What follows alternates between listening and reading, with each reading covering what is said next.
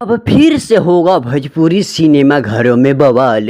जो कि मेरा भारत महान भोजपुरी मूवी करेगा, जिसको किए हैं भोजपुरी के number 1 power star Pawan Singh और जाने माने सुपर स्टार रवि किशन जी, जो कि पहली बार दोनों का जोड़ी एक फिल्म में देखने को मिला है। जो कि यह मूवी मेरा भारत महान रिलीज हो चुका है। आप लोग जाइए देख लीजिए। यदि नहीं देखे हैं तो डिस्क्रिप्शन में उसका लिंक मैंने दे दिया है, आप लोग देख लीजिए और कमेंट करके ज़रूर बतलाइएगा पवन सिंह के फैन और रवि किशन के फैन कि यह मूवी दोनों कैसे बनाए हैं। इस फिल्म को आपको देखने में मज़ा आया कि नहीं। तो चलिए मेरे प्यारे दोस्तों, आज का वीडियो मैं यही समाप्त करता हूँ। आपको कमेंट करना नहीं भूलना है और मूवी को जाकर एक बार ज़रूर देखना है और इस वीडियो को शेयर, लाइक और साथ ही साथ जमकर सब्सक्राइब कर देना है।